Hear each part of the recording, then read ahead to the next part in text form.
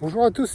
Alors, une fois n'est pas coutume, on va battre le fer pendant qu'il est chaud. Il m'est arrivé quelque chose d'un peu marrant ce matin au cabinet en consultation avec ma première patiente que je remercie.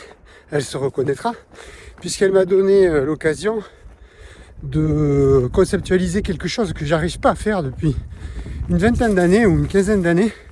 Essayer d'expliquer sans tomber dans l'ésotérisme, mais en ayant bien conscience que c'est pas une démonstration scientifique non plus, mais essayer d'expliquer ce que c'est le fameux MRP, les initiés comprendront, le mouvement respiratoire primaire, ou plutôt la déambulation du liquide céphalo-rachidien à l'intérieur du système nerveux central. En tout cas, c'est décrit par pas mal de personnes comme tel. Moi, je ne m'avancerai pas à ça. Ce que je dis simplement, c'est que en pratique, de façon tout à fait empirique, on constate qu'il existe un mouvement entre le sacrum, donc l'os qui a entre les hanches, le bas de la colonne vertébrale, et l'occiput, donc le début du crâne, qu'il existe un mouvement, une espèce de balançoire. Et cette balançoire, moi j'ai coutume de dire que c'est une mise en abîme de cette balançoire à toute l'échelle de nos vies. Quand on est petit, on est tout enroulé, puis on se redresse au niveau de la tête, puis on se redresse au niveau des lombaires pour marcher. On vit notre vie d'adulte assez érigée, puis quand on est vieillard, on se reploie au niveau des lombaires, puis on se replie au niveau de la tête jusqu'à la mort. Donc ce qui se passe à l'échelle d'une vie, il se passe aussi à l'échelle de la journée, puisque le matin on se lève, on s'érige, etc.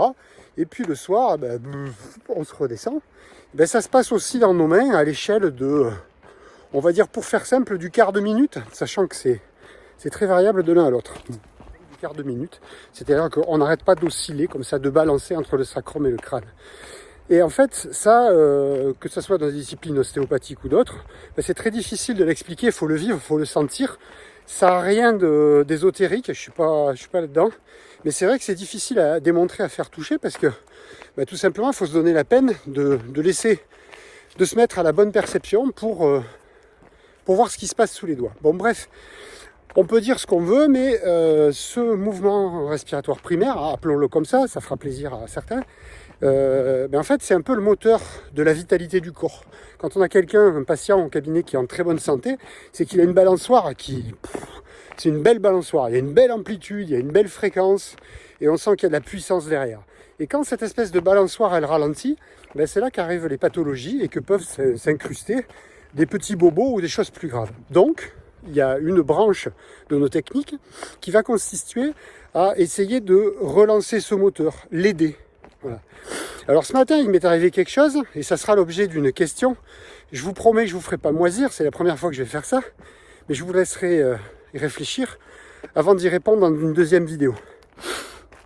Ce matin, juste avant cette patiente, à qui, comme on dit, j'ai essayé de relancer un petit peu le moteur, j'ai ma cafetière d'une marque dont je tairai le nom puisque je ne bénéficie pas, que je sache, d'un contrat juteux de placement de produits. Cette cafetière, en fait, je la mets en route, plus d'eau, donc du coup la pompe se désamorce. Et après, je rajoute de l'eau, j'ai beau la relancer, mais elle ne part pas. Donc, c'est sûrement arrivé à pas mal de personnes d'entre vous, mais qu'est-ce qu'il faut faire dans ces cas-là pour relancer cette pompe qui est désamorcée? Je dirais un petit peu pareil que dans le corps du patient. Donc on y revient à une prochaine vidéo. Allez, à bientôt.